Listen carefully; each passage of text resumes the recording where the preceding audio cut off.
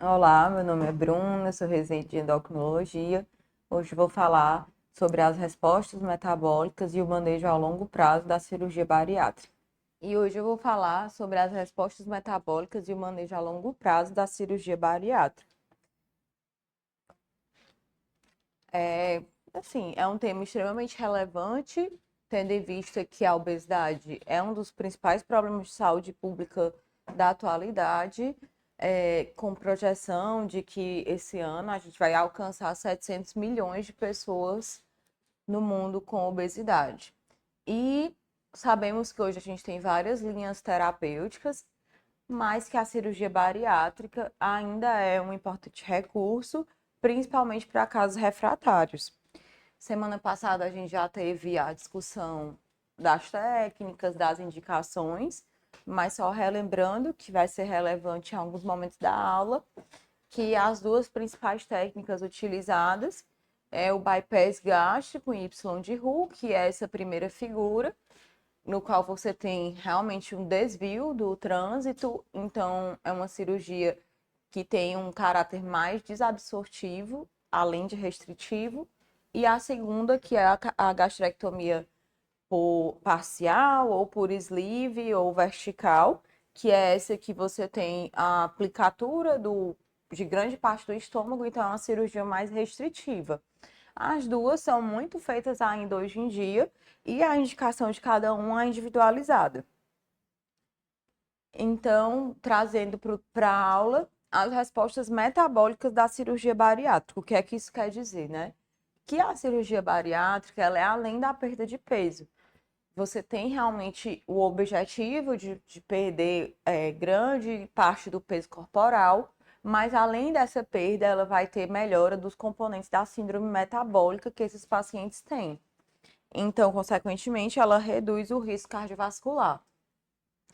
Trazendo para as comorbidades da síndrome metabólica, a diabetes, né, é a doença mais associada à obesidade.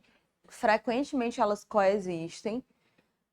Cerca de 85% dos pacientes com diabetes tipo 2 estão acima do peso, então é muito relevante. E para pacientes diabéticos obesos que já fizeram várias linhas terapêuticas, a cirurgia bariátrica é o tratamento mais eficaz. Os dados variam muito e as taxas de remissão também variam do diabetes após a cirurgia. Depende do tempo de diabetes que a pessoa já tinha, depende do uso ou não de insulinoterapia, mas tendem a variar de 45% a 80% dos casos. Então, é bem relevante, né? E foi mostrado de várias formas que a cirurgia bariátrica, ela é também, além da perda de peso no controle da diabetes, ela exerce efeitos glicorregulatórios e neuroendócrinos que vão interferir na fisiopatologia, né? Isso por quê? Porque a melhora do controle glicêmico, ela é observada já a partir de dias depois da cirurgia metabólica, que é uma coisa que é até um fato que eu achei interessante. A gente tende muito a achar que o paciente ele melhora da diabetes depois da perda de peso, né? Mas os estudos mostram que dentro de dias depois da cirurgia, dias e semanas, ou seja, antes de uma perda de peso relevante, você já tem uma melhora nos níveis de glicada. Então, mostrando que não só a perda de peso, mas realmente a cirurgia em si, a alteração na anatomia gastrointestinal vai ter relevância no controle da diabetes. E esses estudos, eles apontam que realmente o rearranjo da anatomia é um fator primário de controle do diabetes. Ixi, eu tô voltando. Esse aqui eu vou falar mais da frente. Pronto. Esse estudo, ele foi publicado na ADA, que achei super interessante. Ele não é tão atual, mas as repercussões dele vêm até hoje, que é justamente, ele interroga se a diabetes tipo 2 é uma doença operável. Justamente por conta disso, que a resolução do diabetes rapidamente após a cirurgia bariátrica, ela induz que seja uma consequência do rearranjo gastrointestinal e não só pela redução do peso. Ele traz essas hipóteses que eu achei interessante para explicar justamente isso. Eles fizeram vários modelos experimentais em ratos e nesse modelo A, eles fazem uma gastrojejunostomia simples, mantendo o fluxo alimentar pelo intestino proximal, né? Pelo duodeno e jejum proximal. E no B, ele faz o desvio, certo? Então, ele desvia, ele faz um bypass dessa parte proximal do intestino. E o que eles viram é que o A, ele não tem melhora da diabetes e o B tem, sugerindo que essa parte do intestino delgado proximal seja crítica na fisiopatologia da diabetes. E aí eles trazem justamente a teoria anti-incretínica, que assim, a gente sabe que quando o alimento ele passa pelo intestino delgado proximal, a gente tem a liberação das incretinas, né? Principalmente GLP-1 e GIP. E vem ganhando força essa teoria anti-incretínica, de que você tem esses fatores anti-incretínicos que também são liberados pelo intestino delgado proximal, que são para contrarregular a incretina, né? Então, né, vai fazer um efeito contrarregulatório com o objetivo de equilibrar as ações das incretinas. Então, eles vão exercer ações como diminuir a secreção de insulina, reduzir a ação da insulina nos receptores e inibir o crescimento da célula beta, né? Da célula beta das ilhotas. E aí, é tanto que quando você tem essa teoria, ela traz que quando você tem um desbalanço, um aumento no B, ele traz um aumento dos fatores anti-incretínicos em relação às incretinas, e no C, eles trazem uma redução, um desbalanço com mais incretinas do que fatores anti-incretínicos. E esse modelo do C é justamente o modelo que favorece a diabetes tipo 2. Então, um possível efeito que eles falam é justamente quando você faz a cirurgia de bypass, né, a cirurgia bariátrica, você tira também a liberação desses fatores anti-incretínicos.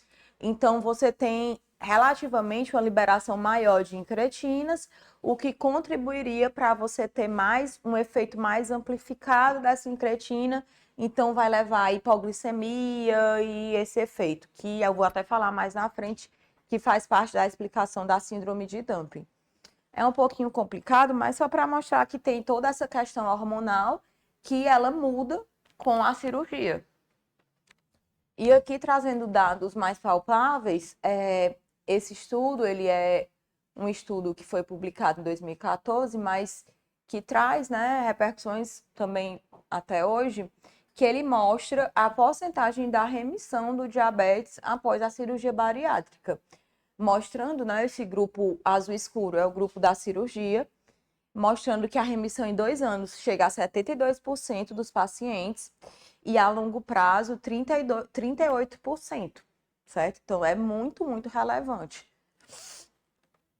E também comparando as taxas de complicações micro e macrovasculares do grupo controle e do grupo que fez a cirurgia, mostrando que o grupo controle ele tem muito mais complicações micro e macro. Então, não só ela atua no controle, na remissão, como também na prevenção de complicações micro e macrovasculares. Mas os pacientes que entram em remissão do DM2, eles precisam ainda continuar fazendo rastreio das complicações microvasculares, pelo menos até 5 anos depois dessa remissão.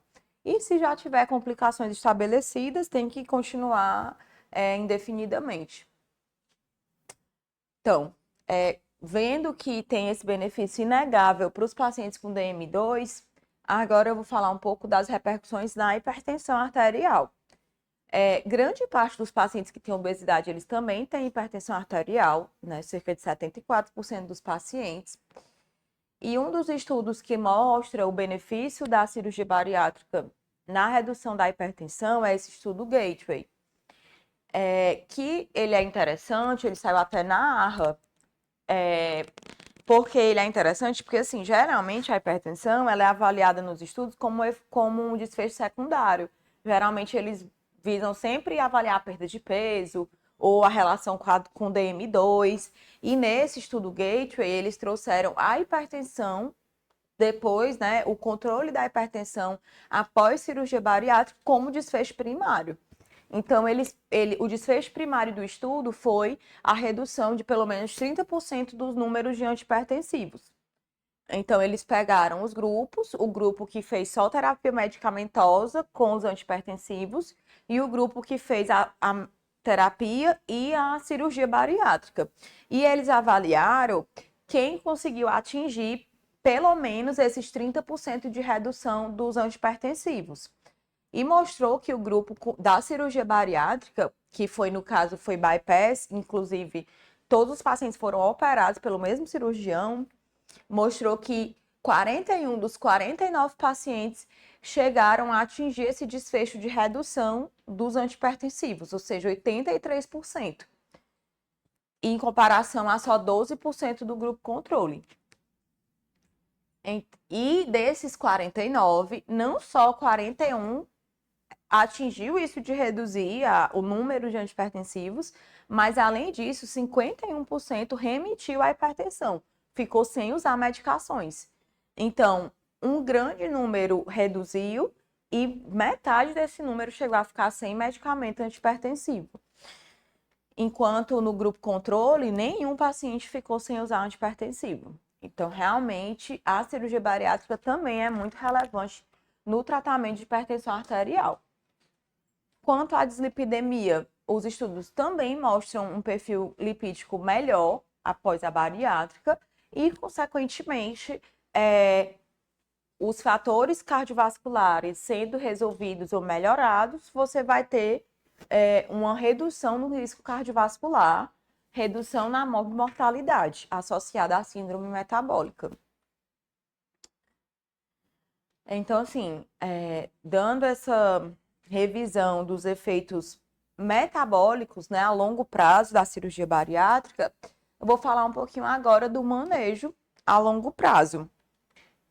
O segmento desses pacientes, ele é um segmento multidisciplinar, certo? A Sociedade Brasileira de Cirurgia Bariátrica, ela orienta que esses médicos continuem seguindo, né, com o cirurgião bariátrico, com o endocrinologista, com o nutricionista e psicólogo, pelo menos a cada 3 meses, cerca de 1 mês depois da cirurgia, até 18 meses depois no pós-operatório. Então, precisa ter um segmento realmente próximo e multidisciplinar. Trazendo agora, nessa parte do segmento, as deficiências de micronutrientes. A gente sabe, né, que essas questões desabsortivas, em todas as técnicas, você vai ter um prejuízo na absorção dos micronutrientes, tanto na bypass quanto na gastrectomia vertical. Claro que na bypass você vai ter, pela própria natureza da técnica ser desabsortivo, você tende a ter mais desabsorção. Mas nas duas, você tem que fazer o segmento e você tem que estar atento às possibilidades, mas lembrar dos mais comuns. Então, eu não vou falar de todos de um por um, porque realmente é bem específico. Mas, assim, queria chamar a atenção da vitamina D, que ela tem já uma prevalência pré-operatória de deficiência muito alta, né? E é indicado você fazer esse rastreio pré-operatório, para se for menor do que 30, que nesse caso, você já fazer a reposição no pré-operatório. Cerca de 85% no pré-op e 63% no pós-operatório de deficiência. Isso porque, pela própria característica da vitamina D, ser uma vitamina lipossolúvel, então as alterações até na liberação dos sais biliares, vai atrapalhar a absorção realmente da vitamina D. Então, geralmente, os guidelines recomendam fazer uma reposição de pelo menos 3.000 unidades dia nos pacientes pós-bariátrica e manter a meta de uma vitamina D acima de 30.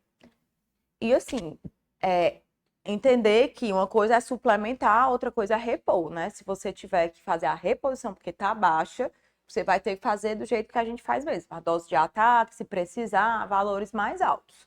O de 3.000 unidades dia é um valor de suplementação.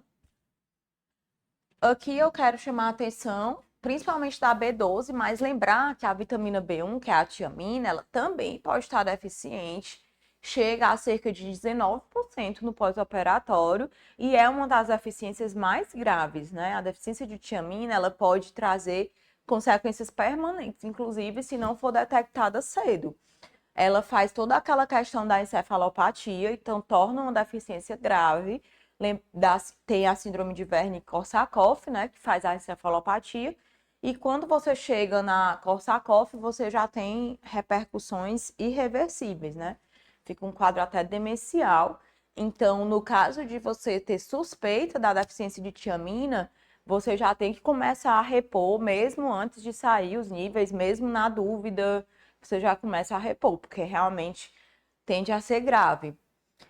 E trazendo para o nosso grosso, né, do ambulatório, a vitamina B12 também, grande parte dos pacientes ela vai ficar deficiente e tem fontes que falam que você realmente sempre vai repor, né? Até em pacientes que você mede que o nível de B12 dá normal, você mesmo assim tem que fazer a manutenção, a suplementação a longo prazo. Você não é para esperar ter um caso de anemia megaloblástica, anemia macrocítica para você ir repor B12 no paciente pós-bariátrica. E esses pacientes, as fontes variam muito, principalmente porque nos Estados Unidos tem outras apresentações, né? Mas aqui você pode fazer a manutenção. Você, se tiver deficiência, você faz a reposição por 4 semanas, uma vez por semana, 5.000 IM. Se for a dose de manutenção, você pode fazer uma ampola intramuscular mensal e ficar na dose de manutenção, ou ele fala 5.000, o comprimido de 5.000 diário oral. Também tem essa possibilidade. Mas lembrando que o intramuscular vai ser muito mais eficaz para esses pacientes. E outra deficiência que eu acho importante falar é a deficiência de ferro, que realmente é também muito prevalente, até pela mudança anatômica e pela redução da acidez gástrica, pela redução do tamanho do estômago, você vai ter um prejuízo na absorção do ferro e muitas vezes você não vai precisar repor sulfato ferroso, principalmente em homens, em mulheres pós-menopausa, porque o suplemento vitamínico que eles tomam geralmente já tem uma quantidade de ferro. Mas em pacientes que têm deficiência, que têm ferritina baixa, ou mulheres em período menstrual, realmente é recomendado você fazer à parte pelo menos um comprimido de sulfato ferroso com 40 miligramas de ferro elementar, porque a quantidade que tem nos polivitamínicos não é suficiente nesses casos. E claro, se você tiver deficiência, preferir a reposição parenteral, justamente pelo mecanismo de desabsorção. E por último, trazer, muito importante, lembrar da reposição de cálcio, né? O cálcio também tem um prejuízo na absorção. Todo mundo precisa de uma dose de pelo menos 1.000 miligramas de cálcio dia, né? Avalie esses pacientes pós-bariátrica que têm esse prejuízo na absorção. Então, você tem a recomendação de fazer pelo menos 1.200 miligramas de cálcio para esses pacientes pós-bariátrica, que você tende a dividir em pelo menos 2 a 3 tomadas. E lembrando que o carbonato de cálcio ele é o mais usado pela gente a nível de SUS, mas o citrato de cálcio ele é o melhor absorvido nesses casos que você tem uma redução na acidez gástrica. Então, em pacientes, a gente tem alguns pacientes até na nossa enfermaria que às vezes tem que comprar o citrato porque a gente não consegue fazer a reposição com o carbonato de cálcio nesses pacientes pós-bariátricos.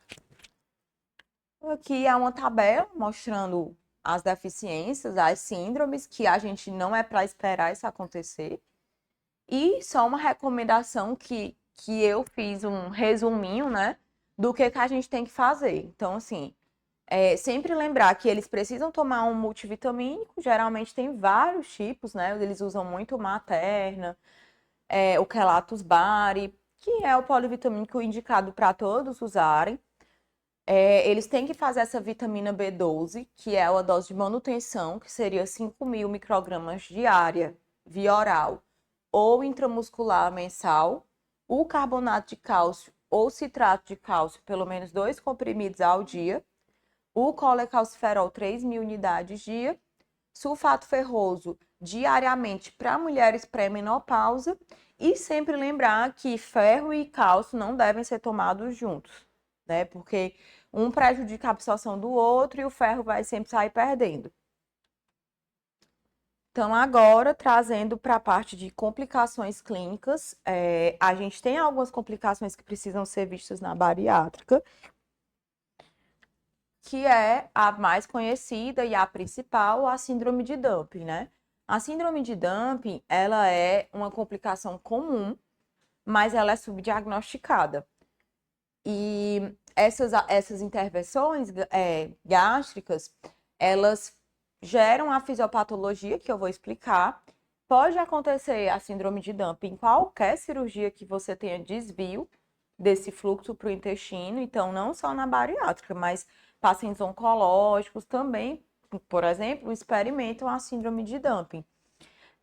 E você vai ter um conjunto de sintomas que vão ser divididos em dumping precoce e dumping tardio. E esses tipos de sintomas, eles podem coexistir. E isso tem um prejuízo muito grande da qualidade de vida dos pacientes.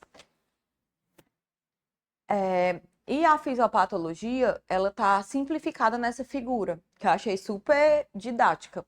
O que acontece, nesse caso, trazendo aqui, que é um paciente que vai ter o desvio em Y de Roux, né? Você puxou uma alça e subiu lá para o início do estômago e fica aquele desvio. Então, o que é que acontece? Você praticamente não tem estômago, né? Então, todo o alimento que entra, ele já cai na alça de Delgado, uma alça mais distal. Então, o alimento, ele chega na alça enteral hiperosmolar, porque ele não foi digerido ali parcialmente no estômago. Então, ele chega esse alimento hiperosmolar e ele vai gerar uma série de questões nesse intralúmen, principalmente puxar a água do intravascular, né? Ele desloca o líquido do intravascular para dentro do lúmen intestinal, tendo também a liberação de vários hormônios, tanto as incretinas quanto hormônios que têm ação vasoativa mesmo, como a neurotensina, o VIP, que é o peptídeo vasoativo intestinal. Então, tudo isso vão gerar os sintomas da síndrome de Dumping, nesse caso precoce, né? Essa puxada de líquido para dentro da alça vai gerar distensão abdominal, cólica, né? Dor. E essa alteração de liberação hormonal, principalmente dos peptídeos vasoativos, vai gerar aquele rubor, taquicardia, palpitação que os pacientes podem ter. Então, a síndrome de Dumping precoce, você tem esse conteúdo hiperosmolar no intestino delgado. Em seguida, você vai ter a saída de fluido do intravascular para o lúmen. Essa saída de fluido, ela vai gerar uma distensão abdominal e é como se você tivesse uma reação sistêmica a essa redução de um volume circulante relativo, né? Então, você faz mesmo palpitação, taquicardia, hipotensão. Tem pacientes que têm síncope, então é bem desconfortável para o paciente mesmo. Então, você vai ter desde os sintomas gastrointestinais, que são esses que eu falei, aos sintomas vasomotores, que é essa questão do rubor, transpiração, hipotensão, e pode chegar a síncope. E geralmente os sintomas do dumping precoce, eles ocorrem dentro da primeira hora pós-refeição. E depois, cerca de 1 a 3 horas depois da refeição, você pode ter os sintomas do dumping tardio, que tem uma resposta, a fisiopatologia é um pouquinho diferente, que o que acontece é a mesma causa, né? Que é essa entrega rápida do alimento no intestino.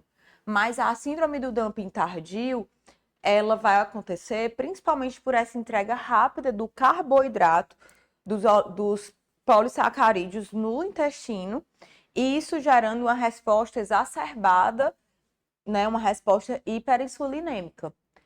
Isso tem várias possibilidades de acontecer, tem várias hipóteses, tanto por aqueles fatores anti-incretínicos de estarem reduzidos, e aí as incretinas, né, o GLP-1 teria um super efeito, e aí você ia ter uma super liberação de insulina. O fato é que isso gera uma hipoglicemia pós-prandial, certo? Então, o nome da síndrome de dumping tardio é hipoglicemia hiperinsulinêmica ou hipoglicemia reativa, que é exatamente isso. Você se alimenta, por esse excesso de reação insulinêmica, você vai ter uma hipoglicemia pós-prandial. E aí os sintomas são sintomas de hipoglicemia mesmo. Aqui, esse consenso, ele é um consenso internacional que saiu na Revista de Endócrino de 2020, que é só sobre síndrome de dumping. E é basicamente falando isso que a gente já conversou. E o diagnóstico da síndrome de dumping, ele é essencialmente clínico, mas ele tem um teste que vem sendo cada vez mais utilizado, que é o teste oral de tolerância à glicose modificado. Isso o próprio consenso traz e é endossado entre os especialistas fazer esse TOTG modificado, apesar de eu nunca ter visto muito aqui, mas realmente tem respaldo. O que é que acontece? Resumindo, o paciente vai fazer como se fosse um TOTG mesmo, tomando a garapinha de açúcar, sendo que ele vai medir, não é só a glicemia, ele vai medir a glicemia, os níveis de hematócrito, a frequência cardíaca e a PA. E por isso que é um TOTG modificado. E aí ele vai ficar medindo de 30 em 30 minutos a 60 e 80 minutos. Ou seja, o paciente vai tomar os 75 gramas de glicose e vai fazer as dosagens a cada 30 minutos, por 3 horas, né? E o diagnóstico ele é dado quando? No dumping precoce, você tiver um aumento de hematócrito em 3%, ou um aumento de frequência cardíaca em 10 BPM, que faz total sentido quando a gente lembra o que acontece, né? Que é o desvio de fluxo intravascular para a alça. Então, obviamente, você vai hemoconcentrar, então você tem um aumento de hematócrito, e você tem ataque cardíaco, então, medindo a frequência cardíaca. E no caso do dumping tardio, se esse paciente, depois ali de pelo menos 1 hora da ingesta, fizer hipoglicemia, né? E o valor que eles adotam é 50, uma glicemia menor que 50, aí você teria o diagnóstico de dumping tardio. Então, é muito utilizado, principalmente nos casos que você tem dúvida, né? Não é recomendação de rotina. O diagnóstico continua sendo clínico, mas nos casos duvidosos, você pode fazer o TOTG modificado. Quanto ao tratamento da síndrome de dumping, primeiro e principal, e que na maioria das vezes é suficiente, é a modificação dietética e hábitos, né? Então, assim, aconselhar os pacientes imagine, né? Se aquele alimento ele cai direto para o intestino delgado, quanto menor as porções que você comer, você vai melhorar essa questão. Então, indicar, né, sugerir que os pacientes tentem reduzir as porções a cada refeição, tentar não ingerir líquidos junto com as refeições, justamente para reduzir esse volume, tentar usar carboidratos de uma absorção mais lenta para prevenir principalmente o dumping tardio, né, não fazer aquele pico de insulina. Justamente associada a isso, sugerir, né, dieta mais rica em fibras, mais rica em proteínas, que sejam mais lentamente digeridos. E tem até essa sugestão que eles aconselham o paciente a se deitar até 30 minutos após as refeições, por 30 minutos depois das refeições, para meio que retardar o esvaziamento gástrico. Só que isso não tem evidência científica, é mais uma sugestão, assim. E nos casos em que a dieta não for suficiente, que é a minoria dos casos, mas que hoje em dia vem ganhando cada vez mais espaço, você tem a abordagem medicamentosa, né, farmacológica. Então, a gente tem alguns tratamentos para a síndrome de Dumpy, e o principal deles, assim, o mais falado é a carbose, né? A carbose, ela é um inibidor da alfa-glicosidase, que é uma enzima que ajuda na digestão, na quebra dos polissacarídeos. Então, se ela vai inibir essa enzima, ela vai lentificar a absorção dos carboidratos. Por isso que o nome é a carbose. Então, obviamente, se ela lentifica a absorção, ela vai melhorar o dumping, porque o dumping ele é muito associado à absorção rápida, né? Então, os estudos mostram realmente que a carbose ela tem essa redução tanto no dumping precoce quanto no dumping tardio, e a dose usual seria ali de 50 a 100 miligramas 3 vezes ao dia. Aqui, essa figura eu achei incrível, porque ela mostra justamente o que a carbose faz. Com a carbose, você tem uma absorção super rápida no intestino, mais rápida, né, de carboidratos no intestino proximal. Quando você usa a carbose, você tem uma absorção bem mais lenta ao longo de todo o trato gastrointestinal, né? Então, ao longo de todo o intestino. Então, se você traz isso para a bariátrica, esses pacientes que nem têm intestino proximal ou que têm, né, principalmente os que têm desvio, a carbose vai melhorar muito porque ela lentifica a absorção. E o principal efeito colateral dela é a flatulência e sintomas gastrointestinais. O diazóxido, ele é muito usado pela gente nas hipoglicemias, né? Principalmente associado à hipoglicemia reativa, insulinomas. Tem estudos associados a ela no uso do diazóxido na síndrome de Dumping, porque teoricamente ele era para melhorar, né, a síndrome de Dumping, porque ele atua bloqueando a liberação de insulina, inibindo a secreção de insulina pelo pâncreas, porque ele abre canais de potássio. Então, assim, se ele inibe a secreção de insulina, teoricamente ele é para melhorar a hipoglicemia, certo? Do dumping. Mas, assim, ele não tem tanto respaldo, não tem tanta evidência no dumping. O que faz uso do diazóxido são mais relatos de caso, então não é uma recomendação endossada. Os análogos de somatostatina, né?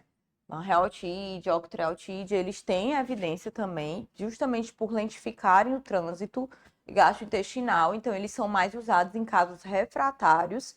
Eles têm evidências sólidas, o uso do análogos de somatostatina, só que o que acontece? A posologia é ruim, porque os que mais têm efeito são os de curta duração, o octreotide, que a gente tem pouquíssimo acesso, né, os de curta duração, e você teria que ficar aplicando 3 vezes ao dia subcutâneo, então a adesão não é boa. E aí, hoje, o que vem ganhando mais força é o uso de análogos de GLP-1 na síndrome de Dumping, né?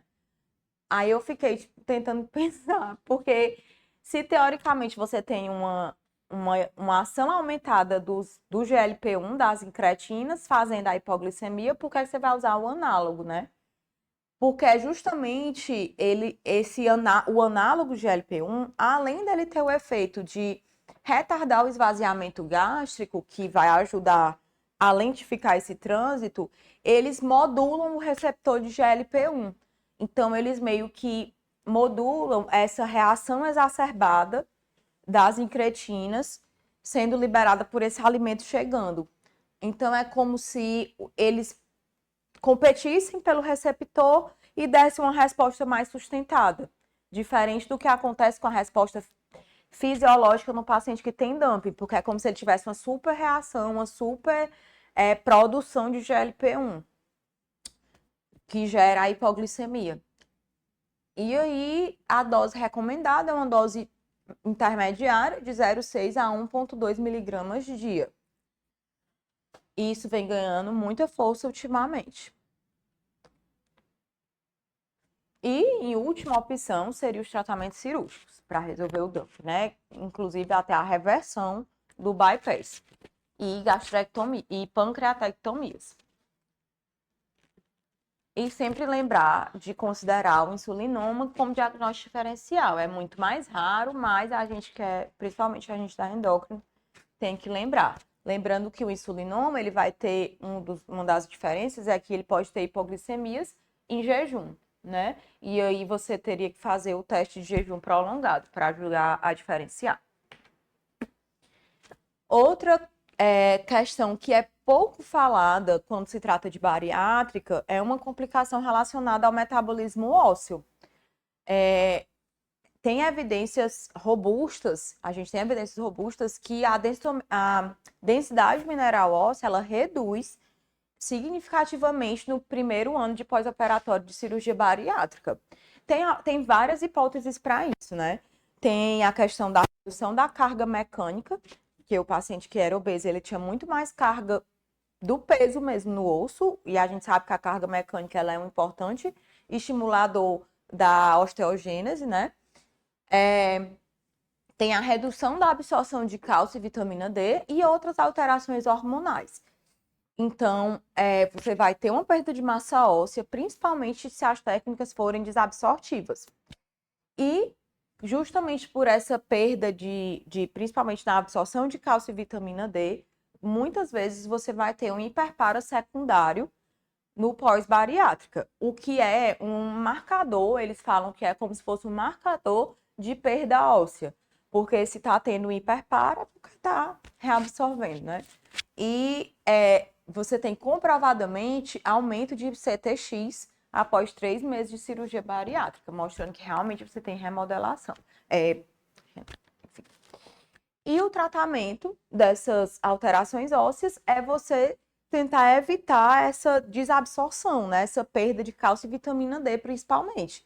Então, lembrar de fazer a reposição de vitamina D, mantendo níveis acima de 30, fazer a reposição de cálcio, principalmente o citrato de cálcio, se você não tiver melhora do hiperpara, praticar exercício físico de força, exercício físico resistido, para ter esse estímulo à produção óssea. E em casos de osteoporose, você vai tratar a osteoporose. Lembrando só de, quando for fazer bisfosfonato, lembrar dos endovenosos como prioridade. E a última complicação que eu queria trazer é o reganho de peso, que é uma complicação e que é comum no pós-bariátrica, né? Cerca de 78% dos pacientes têm reganho de peso após 18 meses de cirurgia. É um valor muito alto, né?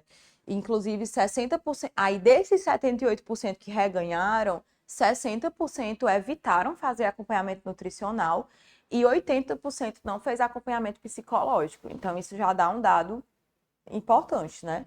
Que realmente tem vários motivos para esses reganhos de peso, tem várias hipóteses, mas realmente os principais são não fez mudanças de hábitos alimentares, então ele teve aquela perda muito associada ao pós-operatório, depois começa a reganhar, e as questões dos transtornos alimentares que não foram devidamente tratados.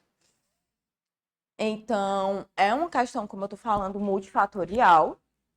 E o que a gente traz, o que eu vou trazer hoje é muito dos medicamentos para perda de peso. Lembrando que também precisa dessa abordagem multidisciplinar nessa questão. A gente tem alguns estudos. Esse estudo que está na referência, ele fez uma avaliação dos pacientes com vários medicamentos para obesidade. E ele só encontrou relevância significativa com o topiramato.